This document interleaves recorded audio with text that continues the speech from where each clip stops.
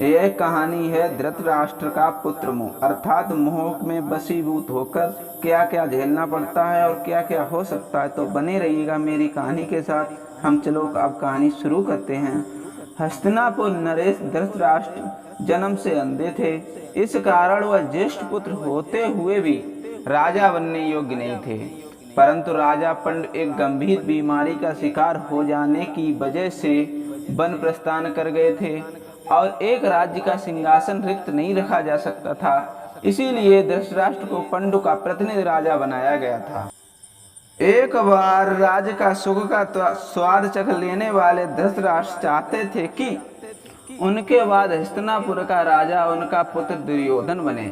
इसी लालसा में उन्होंने न्याय और अन्याय में तर्क करना छोड़ दिया और अपने पुत्र की हर गलती को वह अनदेखा करके पांडु पुत्रों से पग पग पर अन्याय करते गए।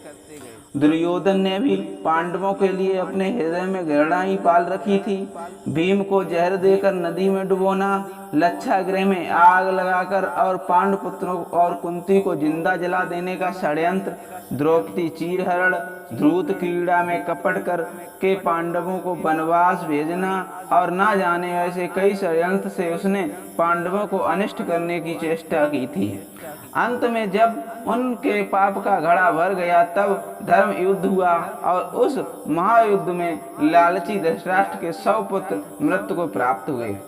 अपनी लालसा की वेदी पर अपने समस्त पुत्रों की बल चढ़ा देने वाले धृतराष्ट्र ने युद्ध समाप्ति के बाद भी भीमसेन को अपनी भुजाओं में जकड़कर मार डालने का प्रयास किया था, लेकिन अंत में शर्मिंदा होकर हार स्वीकार कर धृतराष्ट्र पत्नी सहित वन चले जाते हैं। कहानी का सार, लालच बुरी बला है, इसे करने वाले का अंत भी धृतराष्ट्र जैसा ही होता है, परास्त और अपमानित। अगर मेरी कहानी अच्छी लगी हो तो प्लीज़ मेरे चैनल को सब्सक्राइब कर लीजिए और बेल आइकन को जरूर दबा लीजिए ताकि आने वाले कहानियों का नोटिफिकेशन आपको सबसे पहले मिल सके। Thank you, all the best.